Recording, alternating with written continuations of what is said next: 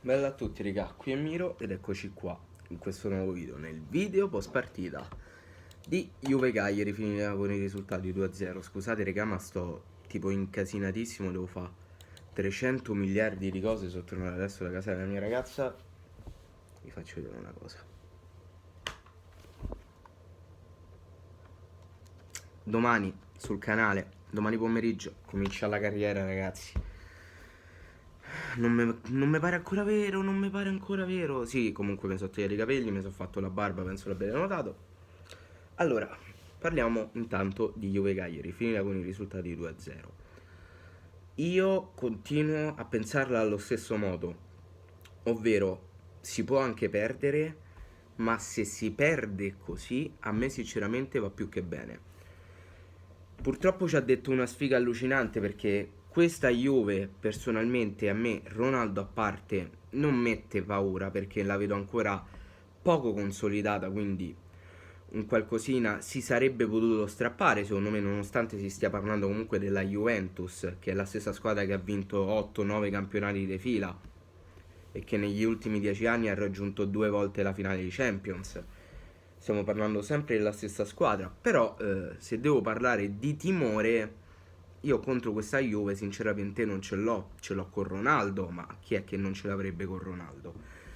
Ed è infatti proprio lui che ha fatto vincere la Juventus. Un primo gol che ci può stare, perché ci può stare, lì è stato bravo Ronaldo, ha fatto un bellissimo tiro. Il secondo gol, già sul secondo gol a me personalmente mi rode il culo perché ok marcare a zona sui calci piazzati, ma Cristo santo tu non puoi lasciare Cristiano Ronaldo da solo. Che poi ha detto pure culo perché se l'è trovato addosso, quello è un altro paio di maniche, però dai, non si può lasciare Cristiano Ronaldo da solo così su un calcio piazzato, lì sei un suicida, sei veramente un suicida. Poi per quanto riguarda il resto della partita, io non è che abbia così tanto da dire. Ripeto, a me piace il fatto che nonostante si perda, il Cagliari perda con la sua mentalità e con la mentalità che ha dato il mister alla squadra, che questa è la cosa fondamentale, principale, perché se devo andare a pensare agli anni passati, l'unica partita in cui il Cagliari ha perso, ma io mi sono comunque sentito soddisfatto della squadra e della prova che hanno fatto, è la partita contro il Napoli di 2 anni fa, quella persa con la punizione di Milik all'ultimo secondo praticamente. Quella è stata l'unica partita in cui non ho potuto dire niente alla squadra nonostante avessimo perso, perché avevano dato tutto. Magari in questa partita non avranno dato tutto, ovviamente, però ci hanno provato e a me basta vedere questo. Veramente mi basta vedere questo.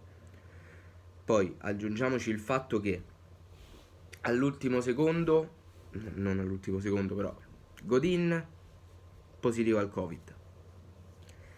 Nandez non ho capito se in quarantena preventiva o se effettivamente anche lui ha il Covid, non si sa, però comunque non c'era.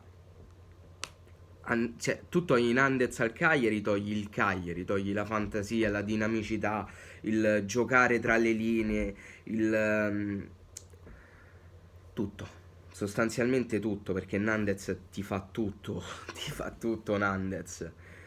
Togli anche i cross, togli gli assist, quello che volevo dire, togli il muoversi tra gli spazi, cioè veramente togli tutto con Nandez. E poi togliere anche Godin, seppure abbia fatto qualche cazzata nell'arco di queste giornate, togli comunque un leader difensivo con i coglioni. Cioè, togli comunque Diego Godin. Non è che con tutto rispetto stai a togliere Ragnar Klavan, che poi poraccio si è pure sfasciata la capoccia. Che poi io nemmeno ho visto, eh. Ho visto c'era calcio in angolo per il Cagliari, da zona sfarfallato. A una certa ho visto Klavan per terra dissanguato. Boh, che poi ho scoperto aveva fatto pure gol, però vabbè.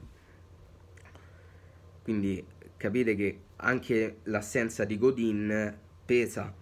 Speriamo che sia il più breve possibile. Sicuramente salteranno tutti e due la partita di Coppa Italia contro l'Hellas, ma va bene così. Va bene così. A questo punto sono contento che siano mancati con la Juve perché comunque alle brutte con la Juve al massimo un punto potevi strappare, ne potevi strappare anche te volendo, però realisticamente parlando era più possibile un punto piuttosto che tre. Quindi sono contento che siano mancati con loro e per questo spero che manchino il meno tempo possibile, perché abbiamo bisogno di recuperare, perché le altre compagini stanno facendo punti e dovremmo essere anche noi all'altezza di fare più punti possibile, con tutte le squadre, big, medie e piccole. Anche perché poi, se non mi sbaglio, dopo l'Hellas abbiamo lo Spezia. E la Spezia, nonostante sia quella che delle tre neopromosse all'inizio trovavo la più propensa a retrocedere, adesso a me sinceramente un po' di timore lo Spezia fa. Perché nello Spezia non gliene frega un cazzo contro chi gioca. Loro impongono il loro gioco e lo fanno nella maniera migliore, quindi complimenti a Italiano e complimenti al gruppo che ha costruito perché così deve essere. Veramente complimenti. E niente ragazzi, il video finisce qui, fatemi sapere per qua sotto nei commenti cosa ne pensate e detto questo noi ci becchiamo in un prossimo video. Bella!